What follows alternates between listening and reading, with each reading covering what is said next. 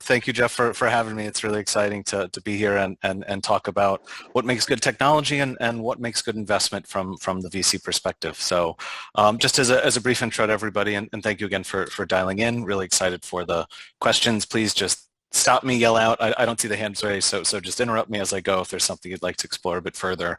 That should be great. I want it to be a dialogue. So yeah, as Chuck mentioned, I'm an associate with Epiderics Capital. I joined Epiderics about 6.5 years ago as an analyst, and before that, I was at Georgetown University Center for Drug Discovery in a number of technical and managerial roles. As an associate with the fund, I'm involved in deal sourcing, so finding new potential investment opportunities, moving them through our due diligence process. I'm also involved in portfolio management for our existing portfolio and support our fundraising efforts as well. And I'm a board observer for two of our portfolio companies, both UK-based, one called Adrix Therapeutics and another called Epiderics Exceed, which is our discovery engine.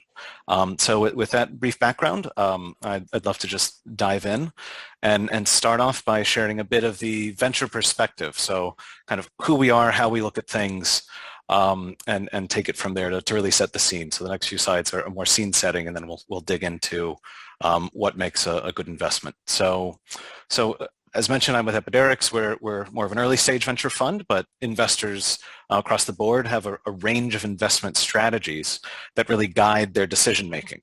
And so these can depend on factors including stages of technologies. And again, through this conversation, I'm really focusing on the life sciences, but this applies, obviously there are investors all across the board. But in the life sciences, stage is a guiding characteristic that certain funds really skew earlier or later stage.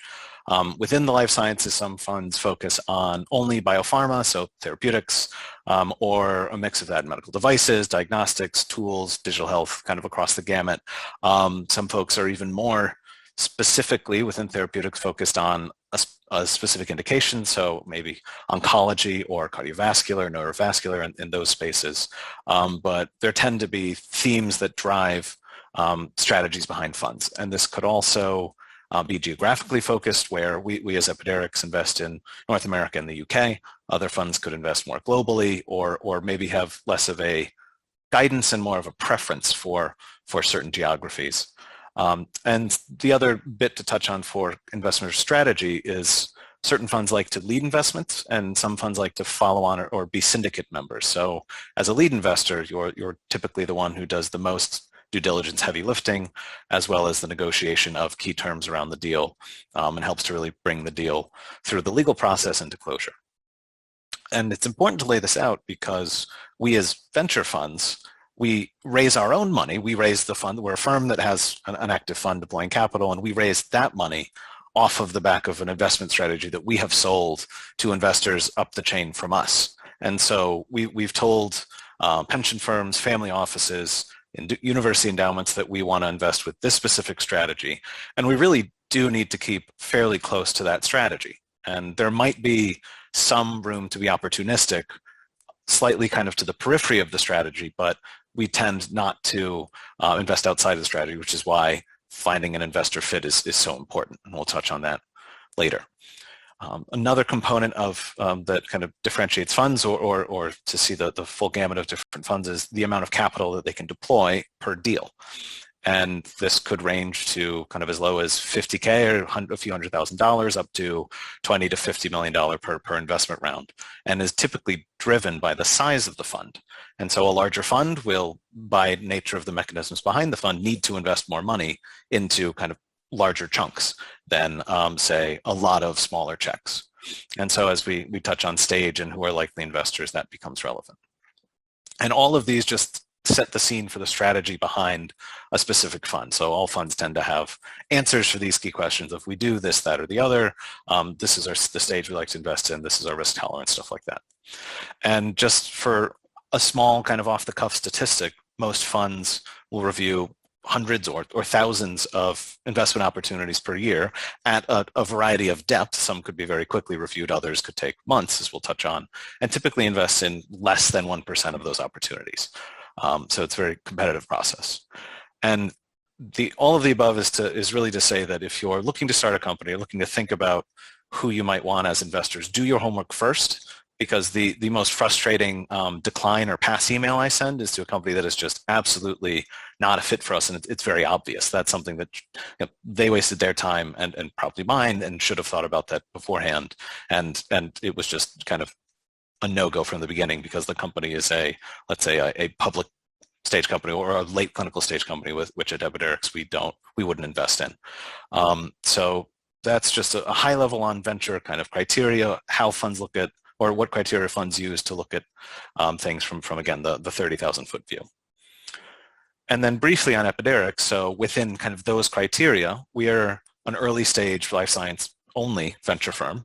We're focused on investing in therapeutics and medical devices, and we prefer to invest in under-ventured geographies. So these days, that's still most areas outside of the Bay Area or Cambridge, Mass, where there's just less access to kind of boots on the ground risk capital than, say, those regions. We think that there's, and are obviously not alone, think there are massive innovations at high quality research institutions that are not being as closely looked at as maybe other regions.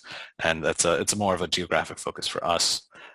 From the stage and kind of where in a company's life cycle we invest, we prefer to lead or co-lead seed or Series A rounds, so the first or second kind of true investment round in a company. And we like to also create companies around IP, typically sourced from top research universities, both here in the US and in the UK. And we invest typically $1 to $3 million as an initial investment, and reserve at least that throughout the life of the company to follow on our investment and maintain our level of ownership across the subsequent financing rounds. And I'm based in Bethesda, Maryland, most times, working from DC now, but this is our US headquarters. So we're truly focused on the biohealth capital region, the DC, Maryland, Virginia area, and then also across the US and into the UK. So for our process, and as laid out previously, so we have a fairly thorough process, a well-defined process that aims to quickly identify if an investment opportunity is a strong fit for our strategy. And so we'll look at, and we'll touch on these key bullet points in the subsequent slides, how novel is the technology, what's the industry of focus, what's the development stage, how much capital is needed, where is the company or IP located, and what's the exit potential for that opportunity. And we bucket these into 4 key areas of management team, technology, market, and then deal exit potential, kind of as we work through our funnel, and focus on those 4 key areas as we progress down this funnel here that we see, which starts with kind of where we source deals. So from our networks, from universities, people we meet at conferences, and other sources, in an iterative fashion, kind of working deeper and deeper into the technology, a screening approach that eventually culminates in an investment. And a component of our process that I find most exciting and stimulating is that we have detailed scientific outreach to key opinion leaders that can include academic scientists, clinicians, industry experts, folks whose viewpoints we integrate into our own analyses to end up coming to a yes or no decision to investment. And this whole process for us takes about 6 months or so, give or take. It can be shorter, it can be a lot longer depending on when we engage with an opportunity. And to the point at hand, what makes a good technology versus a good investment? And this might be simplistic, but I think it helps to frame the conversation, where I would define a good technology as a novel innovative application of scientific knowledge. And a good investment opportunity wraps a good technology with a number of key components needed to bring that technology through the various hurdles that exist to commercialize and eventually get to patients. So that would be, number one, you would start with a good technology that is addressing a high unmet medical need. There would need to be a development plan around the technology to help navigate and move it through critical value inflection points, regulatory hurdles, possibly commercialization steps to move the technology forward. A good investment opportunity would need to be differentiated compared to other technologies, both on the market and in earlier stages of development. There'd need to be strong intellectual property protection, or if it's a very early innovation, a path to that protection so that it can prevent others from working in a similar space. There would need to be a clear path to a financial return. As noted, we are first and foremost a financial investor, so that is something that is top of mind, as I'll highlight as we go through the rest of the slides. And of course, if there is a team around an opportunity, we would want there to be a team in place that can execute on the proposed development plan and also raise additional capital. So the final scene setting slide I'd like to just show outlines the different key areas or key activities and value creation points along the development chain for therapeutic or medical device technology, more or less. And these are really for more discussion purposes, while they are truly how we kind of focus our strategy and where we think of where we as Epidurix fit within the stages of a technology's life cycle.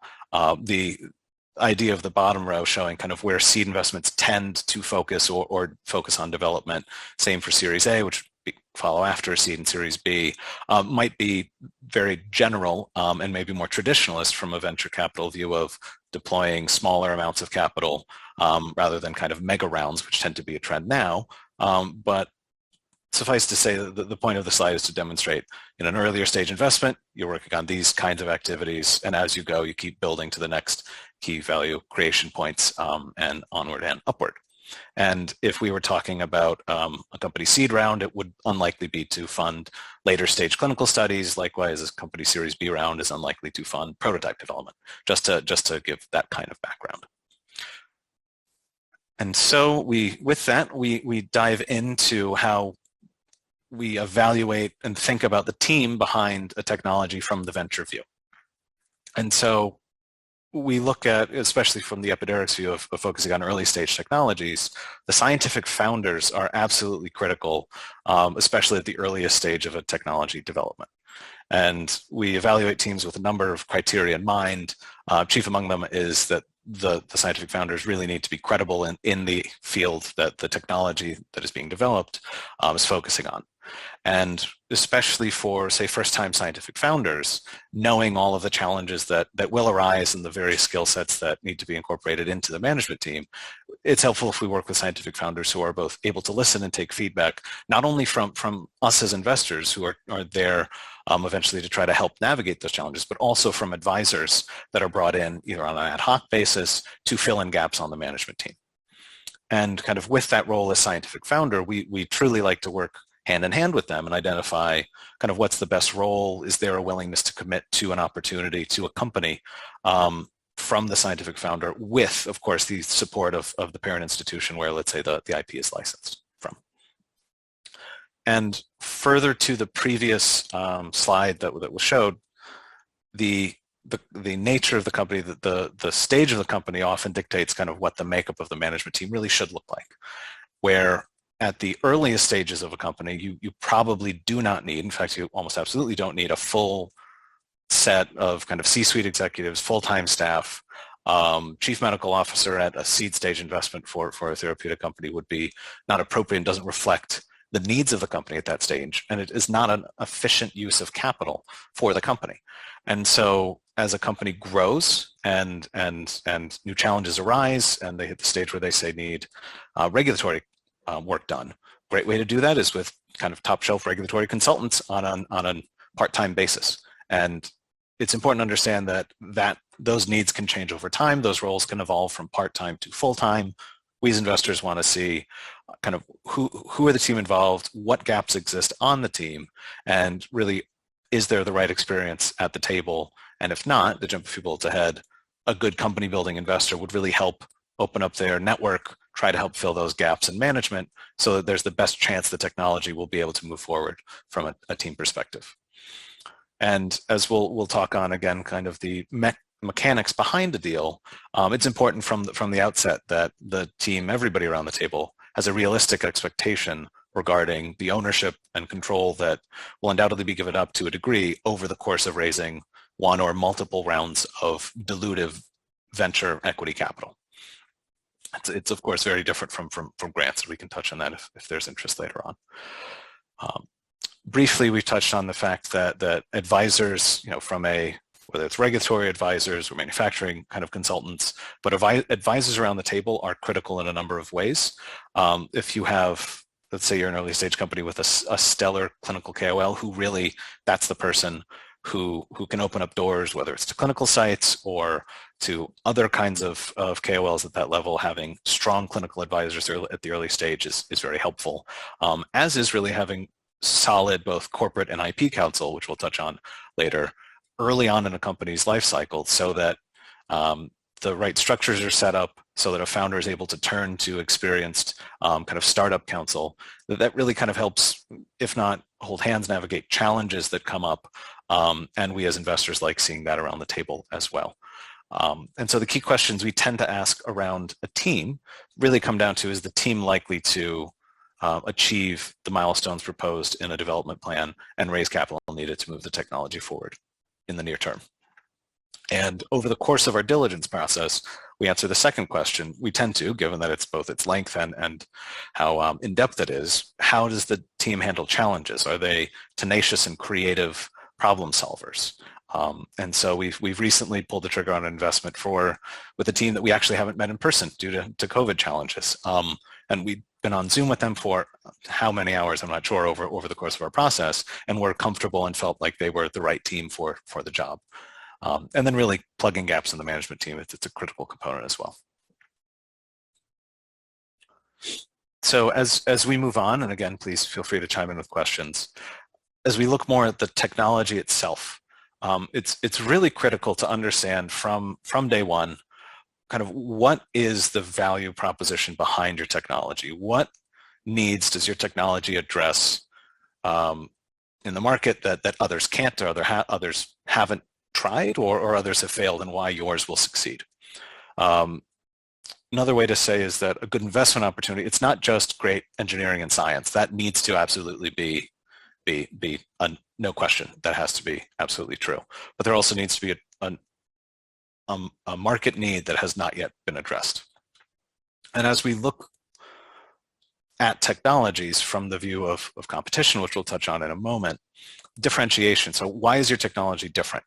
Getting that message across is really key to jump kind of off the page, to stand out from the competition, and also helps you when it comes to creating an exciting IP portfolio, which we'll also touch on here shortly. And as venture investors, we seek to invest in what we view as potentially transformational technologies. So what are the technologies that could really be first-in-class or best-in-class approaches? This is driven in part by our financial mandate that we can go into further, but we need to look at what will this technology be? Kind of, let's assume the investment strategy goes well. Let's assume the development plan goes well. Is this going to be a game-changing kind of technology, or is it more of a me too kind of follow-on technology that there still could be some value for, but maybe in the venture view, it might be more challenging, as kind of those technologies that are too similar to others that have been on the market for too long, kind of me too technologies, don't generate the same kind of both corporate partnering interest or exit potential. Nobody's really buying the fifth or sixth kind of technology on the market as much as they are the first or best-in-class technology. So that's really a key driver as we look to what separates one technology from the rest, or from the rest that we are seeing as we go through our diligence process.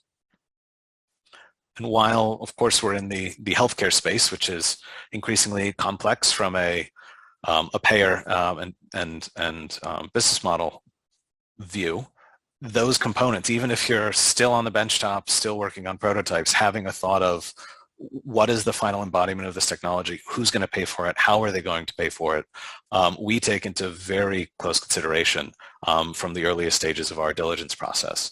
And while the answers don't need to be guaranteed, the sense that this is the embodiment of the technology by the time it gets into the clinic or through an early feasibility study, and we understand that there are the right payment structures or reimbursement structures in place to allow this technology to really flourish on the commercial stage, we'll want to know that and dig in there pretty closely.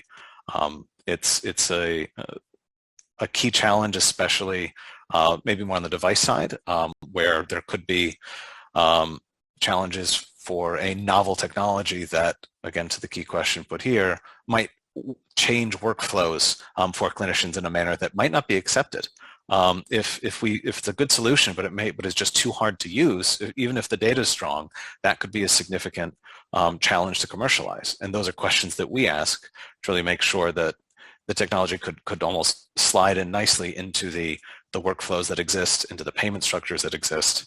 I was on a panel recently where an investor from a very large firm was commenting that they're $130 million into an investment in a company, and the reimbursement pathway is still unclear for that company's technology. And that would be challenging, and that's something that we would try to avoid if possible.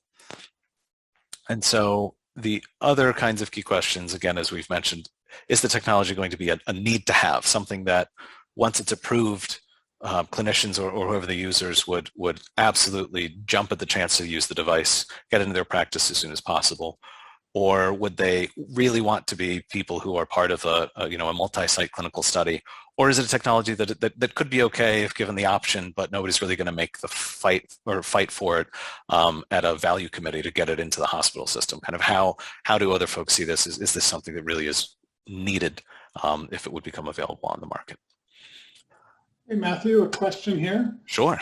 Could you, this is a really great slide, and I wonder, could you expand a bit more on value proposition as a concept?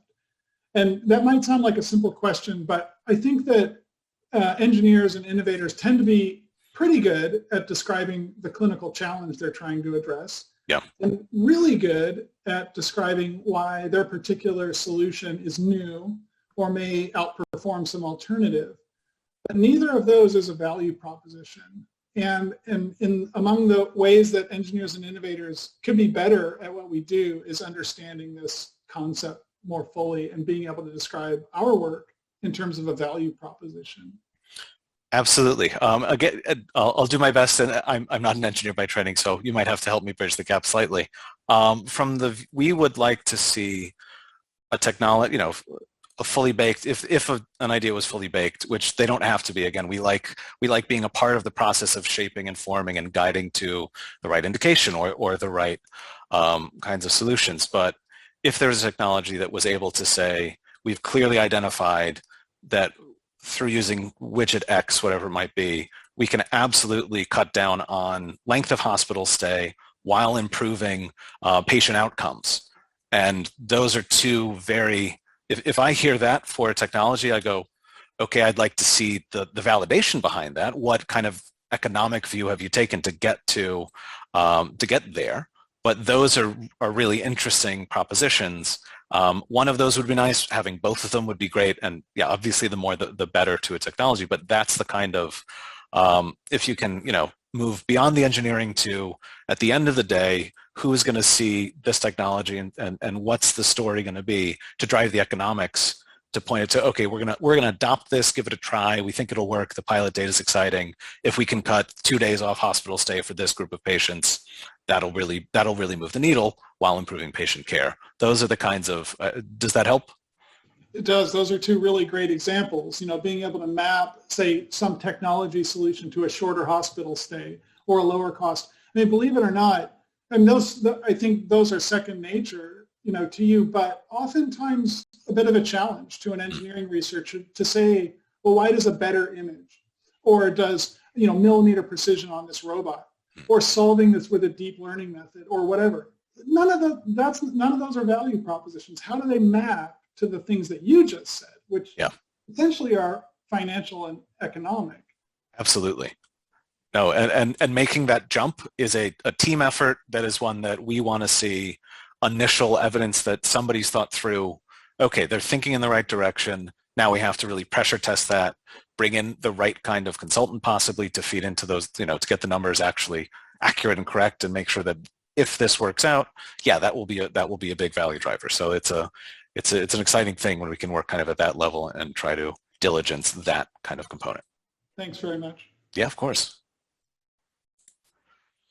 So moving right along to how we diligence opportunities.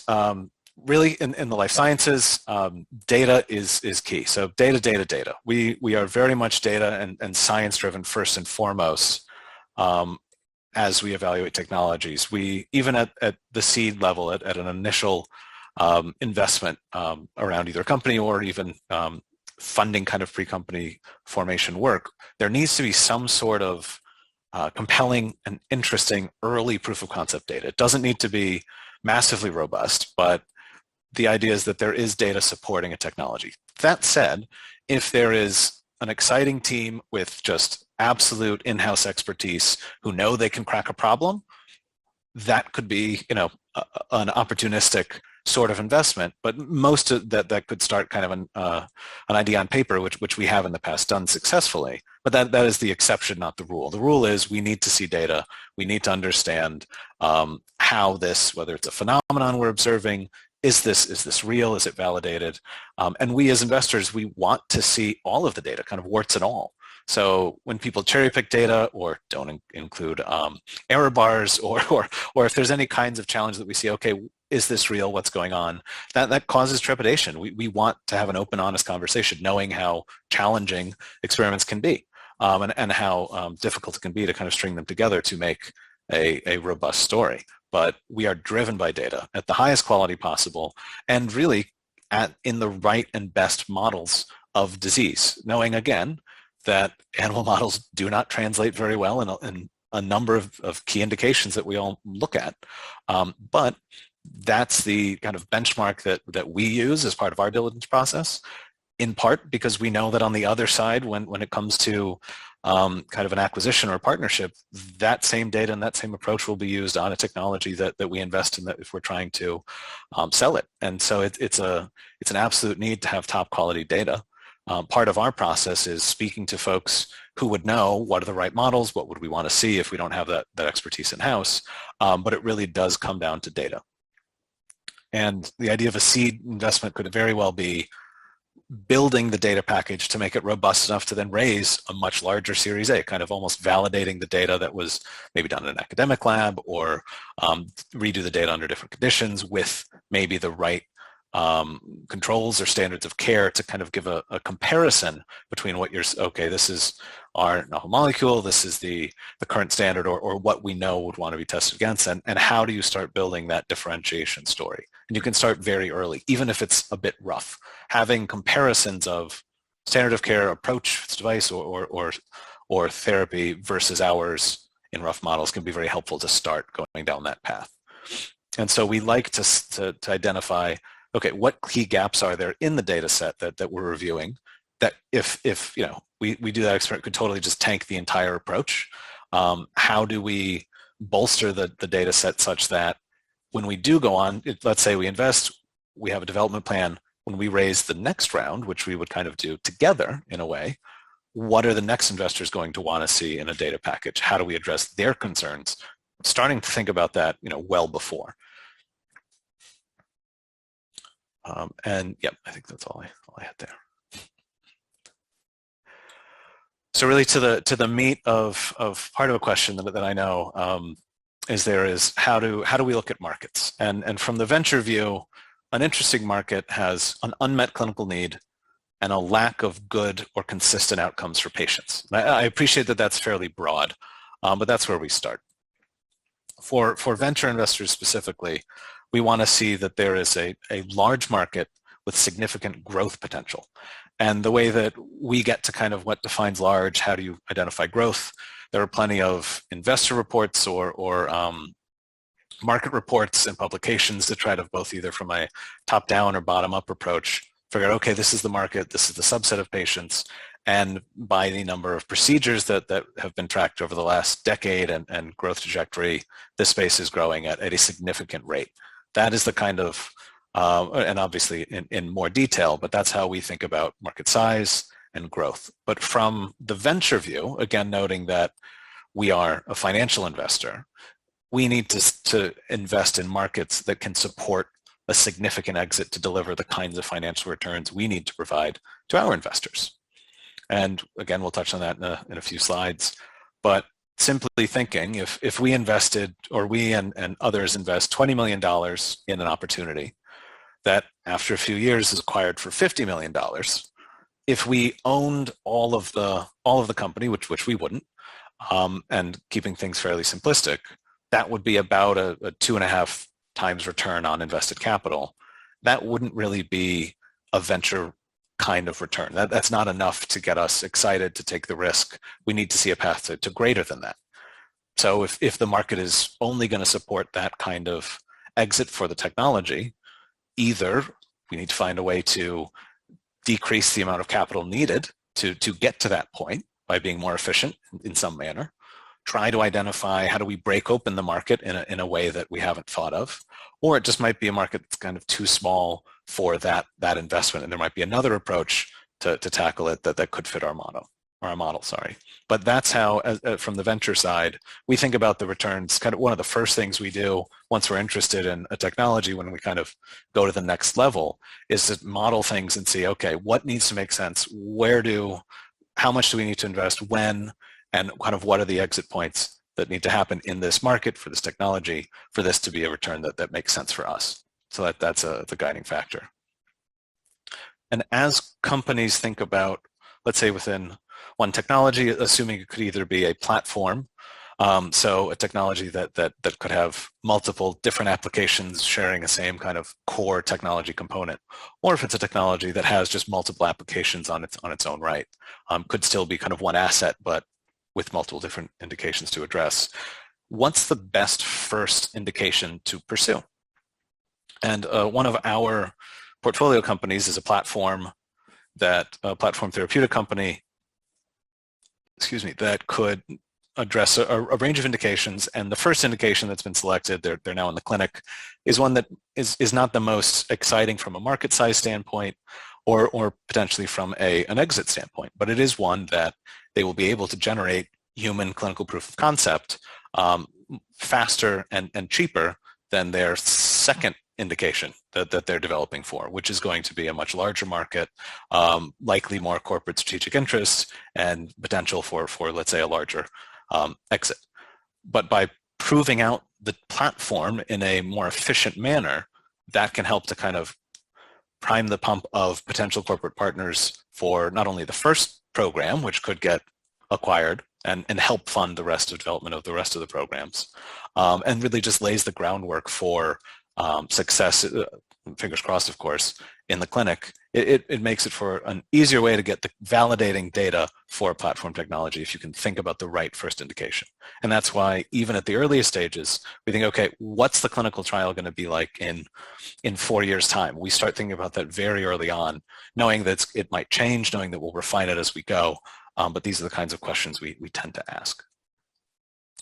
And then briefly, as we think of technologies, and I'm sure everybody on this call are working on or thinking about a number of really innovative approaches, it's important to point out that not all good technologies are necessarily good venture-backable investments or venture-backable companies.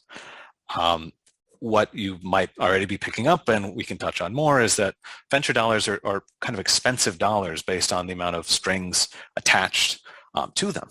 And so some technologies might really, let's say it's a not to say smaller technology, but a technology that could just really needs to bolt on to an existing device that's only made by a few key suppliers that are kind of the massive companies in this space. It might be very hard for that to be on its own a company that generates the returns that venture investors would look at or would require to see the path to invest. That could very much still be a very successful commercial product that might just be best licensed to a company who can really quickly add it to their systems and act as a differentiator for why users decide on their $1 million machine versus another company's, and that makes sense.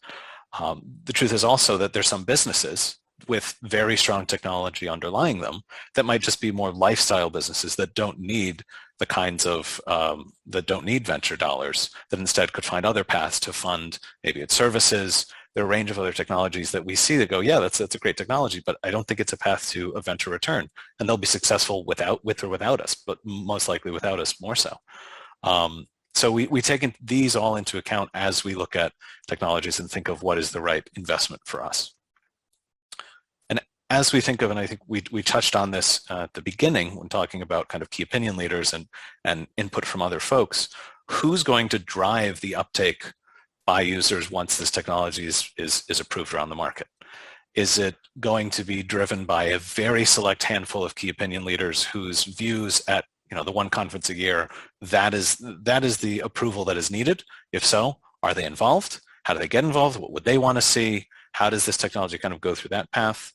And really, what level of evidence is needed to drive interest from maybe more innovative thinking clinicians or clinicians interested in being on the bleeding edge of technologies, or more conservative clinicians who might actually be kind of the majority of users out there, in which case it could take more time to actually reach them.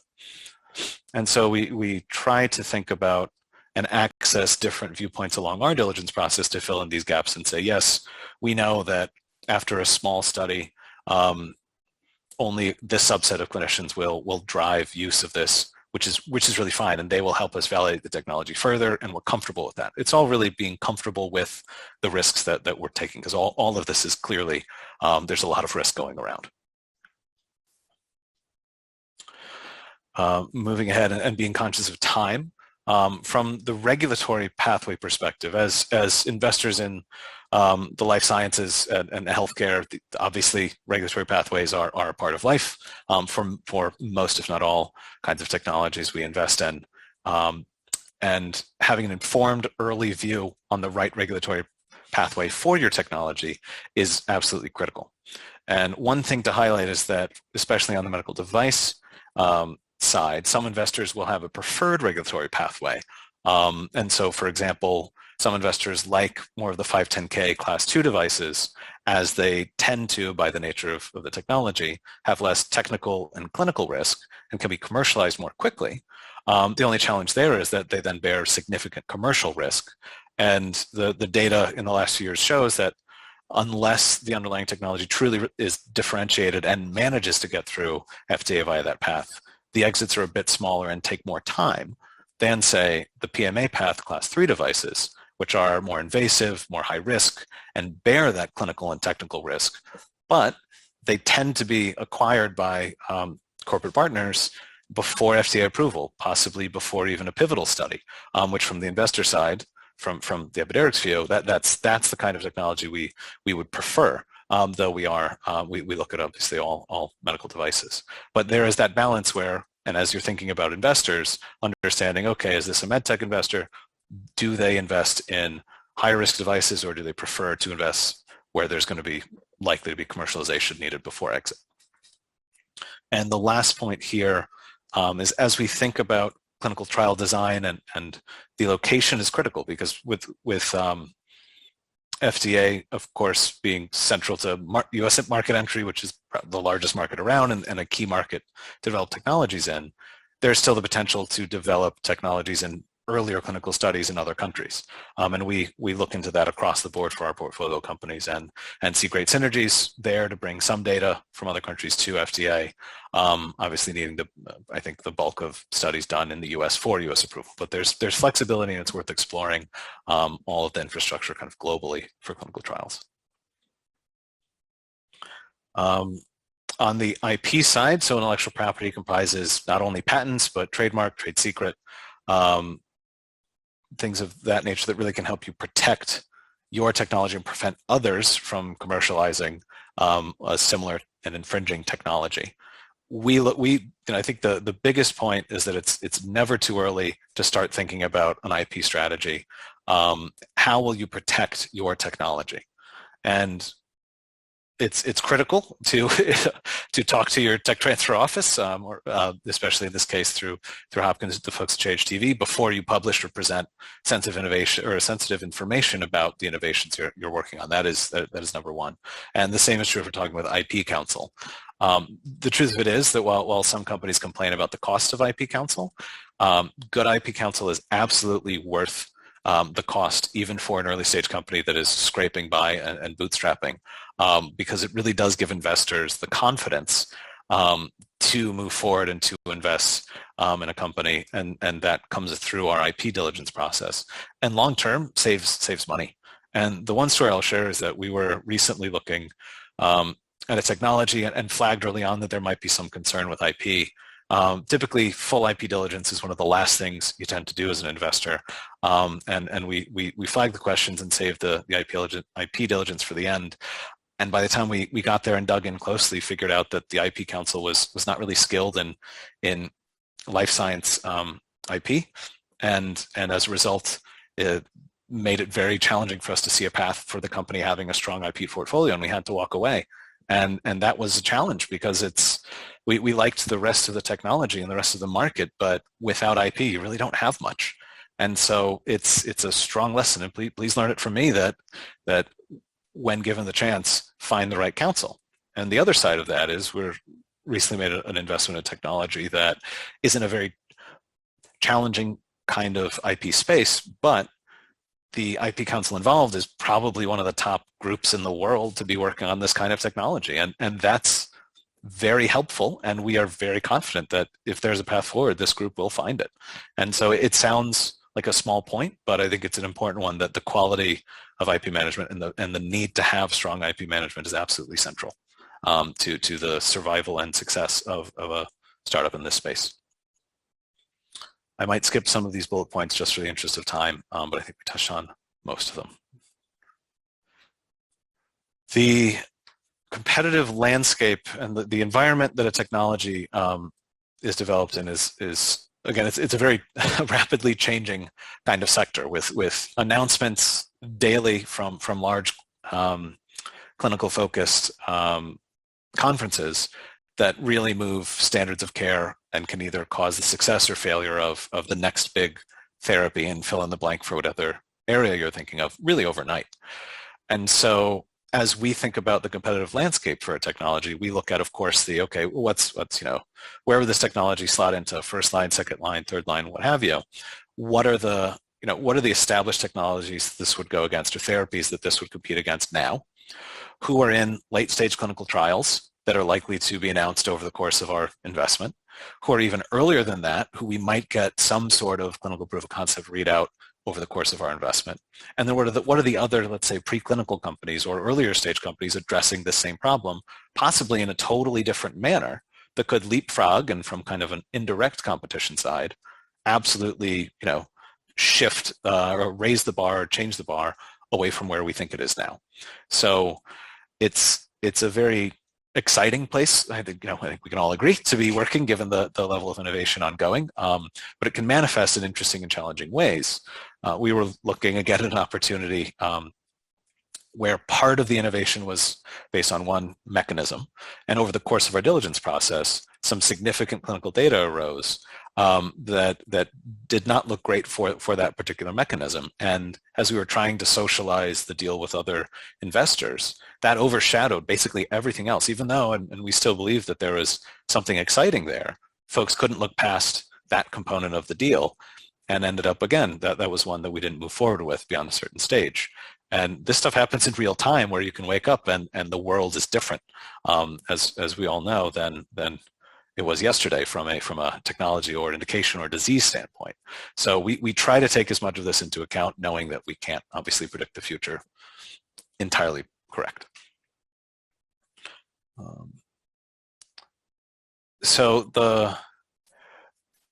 From a financial side, again, we as investors want to try to map out, to the best of our abilities, how much capital an investment will require to bring to a key value inflection point, to either raise more money or further to a point where it could be acquired.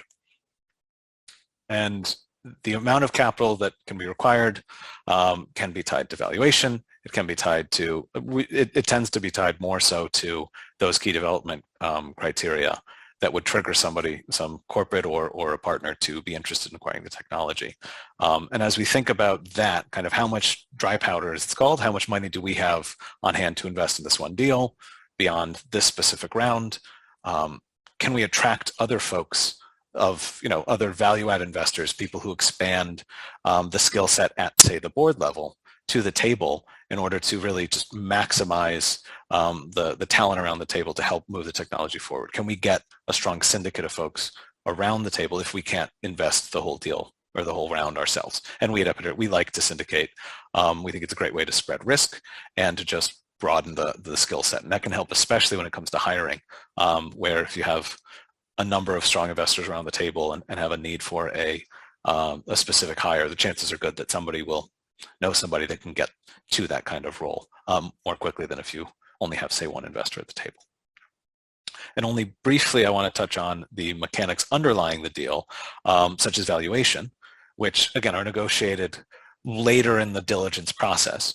And in truth, a lot of the other components that we've talked about, be it strength of IP, market size, quality of management team, overall risk, feed into those kinds of discussions. And just briefly, the valuation for those who that might be a newer concept is really what's the value of the overall company now as it stands today, that we as investors, we would invest and take an equity component of the company at that valuation. What is, if you had to, I guess, sell the company for cash, which wouldn't actually happen, what do we value this at? And that valuation is something that then feeds into and determines not only what new investors pay, but then sets up your valuation for the next financing round. And not to go into that, which is a much more lengthy conversation that I'm happy to have another point, but these are components that we as investors take into account now, and we model out what are the financing requirements. If we hit these milestones, how will that benefit us and the founders as shareholders in the company, not only 1, 2, possibly even 3 investment rounds ahead of where we are today. And it's a very forward-looking, it gets complicated, but it's a healthy process to understand, okay, if we invest now at this level, at this valuation, and follow on at this level, we will be in a position to be able to deliver a financial return that we need to if the company is successful. And it's very much okay, do we pass that bar? Can we see the path there? Okay, yes, that criteria is in part satisfied, and we move ahead. I think I only have 2 more slides left, so I'll go through those briefly. I've been talking a lot about it from the start so that everybody's thinking about it, again, from the venture view, that we as venture investors need to see the path to generating the returns to our LPs. That is defined, let's say, by a return of 5 to 10x on invested capital per investment. We need to see that each investment we make could potentially deliver that within a certain time period that's based on a life cycle of the fund. So let's say within 3 to 6 years after initial investment. Ideally, merger and acquisition, or M&A, is the most straightforward, clear-cut manner of an exit, though there are a lot of companies going public right now, either by traditional routes or by SPACs, which is, again, another conversation. But we need to be able to map out, this technology is one that's exciting enough that in 3 to 6 years, and after what we think is an understood amount of capital, we'll be able to sell it to a large player in the field for a significant multiple on our investment. And the last bits about our process to kind of map that out that I think is also particularly relevant for this group, we, as a part of our diligence process, talk to potential corporate partners, corporate investors, and acquirers to understand if the technology we're looking at, let's say it does hit these key milestones, would that be of interest? What would you need to see to transact on something, even though that could be years from now? We want to get a ballpark understanding and kind of what's the value there? And it might not be as straightforward questions as that, but the idea is we do get that sort of conversation, and in a lot of ways to put it on the radar of a potential corporate partner. So it's also something that I'd recommend early companies to do, and to be less paranoid about talking to corporation or to major strategic corporates about, okay, this is who we're doing, this is what we're going to do in the next year. We'll talk to you in a year and update you when we've hit those goals. And that's a very helpful kind of conversation to have, and one that we love to have from the venture side of, if we see somebody who's too early or not a fit right now, they tell us what they're going to go do, they go do it, and we build a relationship, and build the relationship on the back of kind of positive momentum and successful development. I'm very much running out of time, so the final points to sum up: do your homework to find the right partners. Be able to, as Jeff highlighted, really describe what's your value proposition, how are you impacting care, and what does that translate to the right people who will make the decisions of whether to buy your technology, whether to use your technology, or to advocate for your technology's use in practice. Having gaps in a management team is okay, and the right investors will help you solve them, and don't skip on IP. And so I guess with that, I will open for questions. Great. Well, thanks, Matthew. That was certainly a whirlwind tour of it. As expected, though, it was great information. So if anyone has questions, please, you're welcome to unmute and ask. I'll start things off with, these are academics, and you've dealt with a lot of them. What do you think the biggest misconception about VCs are with academics who come forward? That we're trying to take something from you, or that we have ulterior motives that aren't in line with your goals. I think there's undoubtedly experiences that folks have had where that's probably the case to set up that view. But the truth of it is, if you do your research and ask around about other, I mean, it's, there's plenty of exciting companies at Hopkins who have had great investors. Ask around to people, how's your experience been? What do you think of this group? If you do your homework, you should be able to find the right folks. And, we try to be good, honest, pleasant people to work with, and are looking out for the, want to move the technology forward. And I think that's one that might be, I mean, it's a bit of a stereotype, I guess, but I don't think it's true. Win-win. That's the hope. Right? That's the goal. And we really like to work with entrepreneurial faculty, with folks who want to see the technology translated. And there's a great dialogue. Even if we don't invest, we really enjoy having dialogues with folks, and try to bring up questions that they haven't thought of. So hopefully it's a positive experience, but I guess that's one. Dr. Thakor. Yeah, so I have a question about the SBIR pathway. Yeah. Before coming to you, or, sort of de-risking, leveraging, low cost, non-dilution, etc. At what stage academic, student, product, postdoc researchers are ready for you? Yeah, so that will depend on the fund. I can say for us and Epiderics, if you have an SBIR, that'd be a great time to talk with us. If you don't have one yet, that's also, we're happy to talk as well. The SBIR program is absolutely fantastic, a backbone of supporting early stage innovation and those key experiments.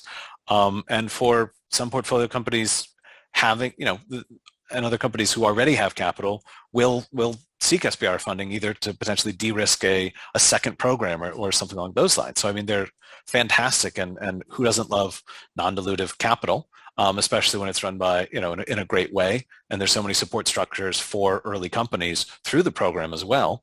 And I can point you to a few people if you're interested there to know more. But I would say for us specifically, alongside or right after, we'd rather learn about what you're working on earlier. So let's say it's not a fit right now, but you get the grant and you accomplish the goals. We already know kind of about the technology and the success you've had when we have kind of a more thorough conversation. So does that help? Yeah, I mean, yeah, we can take it later. Maybe let some of the other questions go on. Sure. I have a related question or just observation, and that is, what is the role of market traction and when you or others are weighing up these ventures?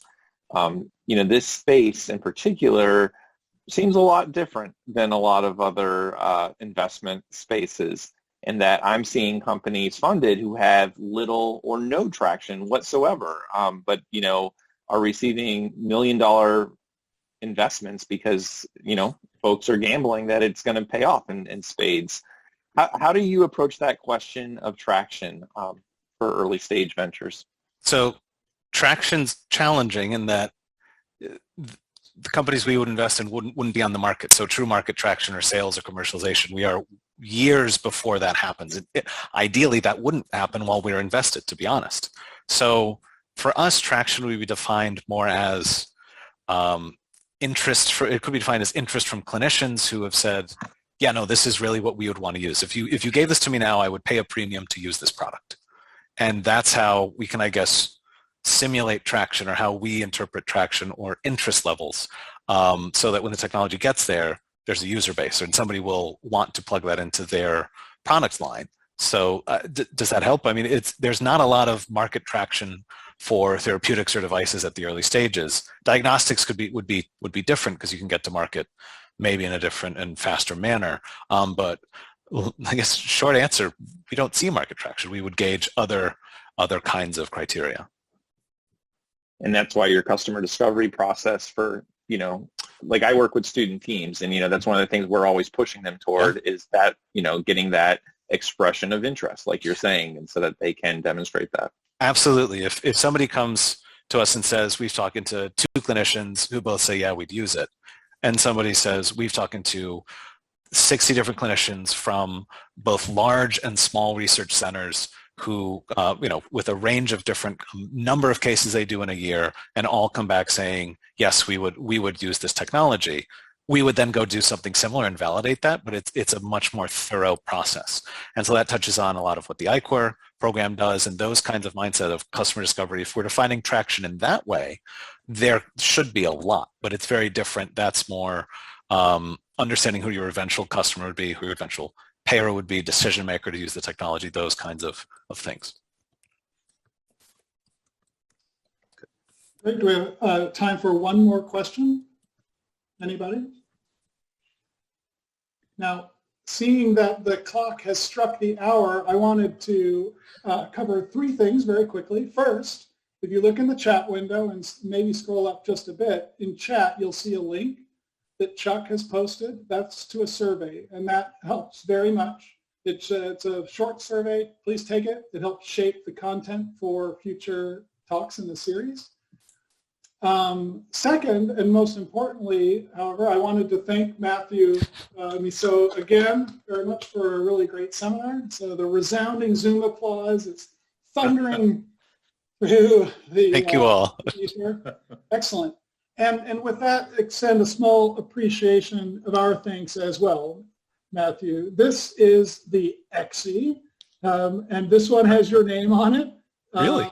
The BME-X seminar. So on behalf of the Department of Biomedical Engineering at Hopkins, it's a small token of our appreciation to you for spending some time and great expertise with us today. So if I can get your home address, I will get this to you.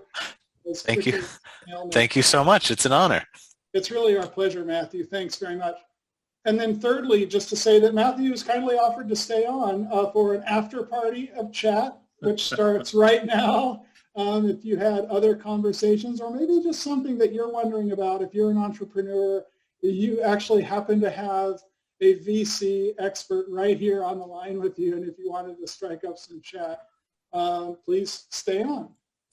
So again, Chuck, thanks very much, and Matthew, thanks again for a really great seminar. Absolutely. Thank you.